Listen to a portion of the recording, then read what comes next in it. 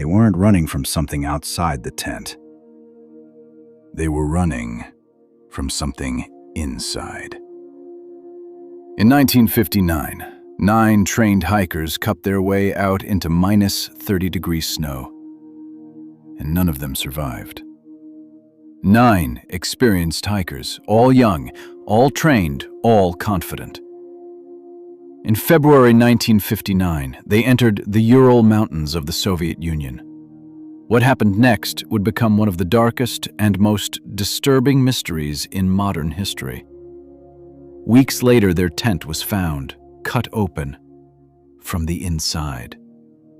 Their bodies were scattered across the snow, some barefoot, some without eyes, one without a tongue. And the Soviet government closed the case with a single sentence: an unknown, compelling force caused their deaths. No explanation, no accountability, no answers. So tonight, we're going to look at the full story, without rushing, without skipping details.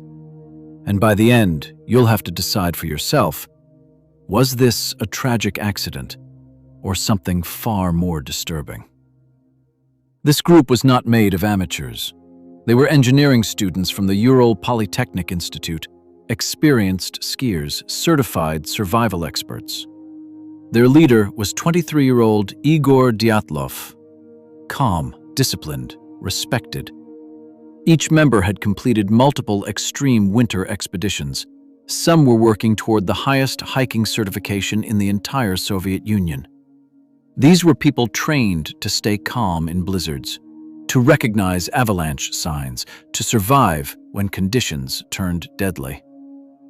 Which makes what happened next so difficult to explain. On January 23, 1959, the group departed by train. They documented everything: photos, diaries, jokes, laughter. They looked happy, normal, alive. On January 27th, one member fell ill and turned back. That decision saved his life. The remaining 9 hikers continued toward their destination, a mountain known as Kholat Syakhl, which translates to Dead Mountain. On February 1st, the group made a decision. Instead of moving into the forest, they pitched their tent on an exposed slope. Why? Some believe Dyatlov wanted to practice camping in extreme conditions. The weather was brutal. Minus 30 degrees Celsius, strong winds, near zero visibility. They set up the tent carefully. They cooked dinner, changed clothes, wrote in their journals. Nothing seemed wrong. And then, something happened. When search teams later found the campsite, one detail immediately stood out.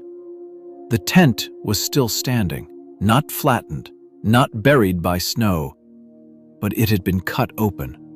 Multiple long slashes from the inside. Not torn by wind, not damaged by animals. Cut. Ask yourself this: why would trained hikers destroy their only shelter in deadly temperatures? Why leave boots behind? Why leave coats? Why leave survival gear?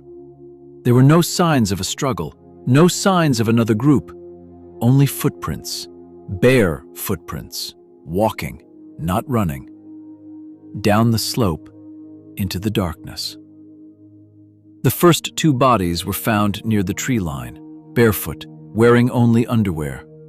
Signs of a small fire were discovered nearby.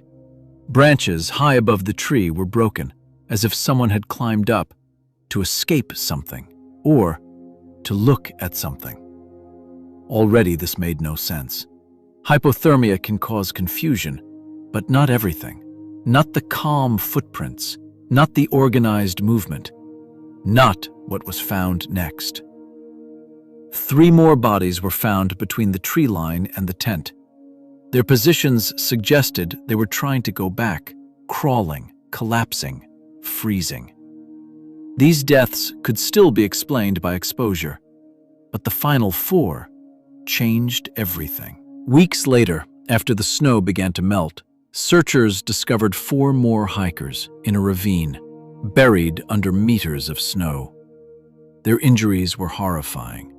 One had a fractured skull, two had crushed chests, but there were no external wounds, no cuts, no bruises, no signs of impact. Doctors compared the force to a car crash. A car crash, but there were no vehicles, no fall from a height, just snow. And then came the detail that still chills investigators.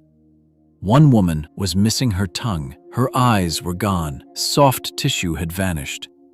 Some clothing tested positive for radiation. Radiation. In the middle of a remote mountain in 1959. How? The Soviet authorities conducted an investigation, but it was rushed. Witnesses were silenced, documents were classified, and within months, the case was closed. The final conclusion stated, the hikers died due to a spontaneous natural force that they were unable to overcome. That was it. No further explanation.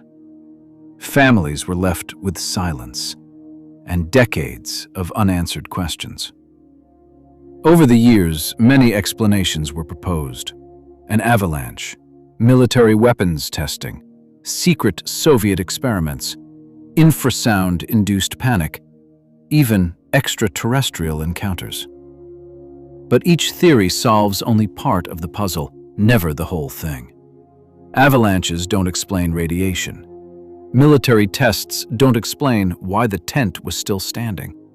Infrasound doesn't explain crushed ribs. Something is always missing. In recent years, scientists revisited the case. They proposed a rare slab avalanche, a type that leaves limited evidence. This could explain the panic, the tent cut, and some injuries. But critics point out, the tent was visible, not buried. Searchers at the time reported no avalanche debris, and the footprints were orderly, not panicked. So even today, this explanation remains debated. Here's the hardest truth.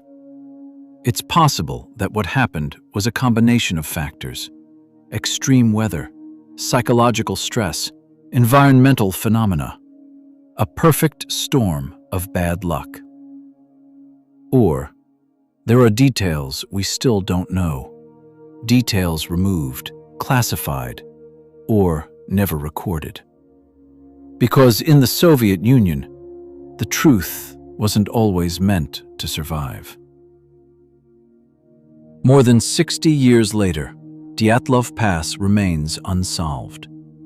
9 skilled hikers, 1 frozen night, and a mystery that refuses to rest.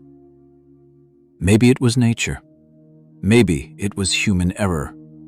Or maybe there's a reason this case was buried so quickly. So I'll ask you, what do you think really happened on Dead Mountain? And if you want more real dark history and mysteries that challenge logic, subscribe, because some stories are far stranger than fiction.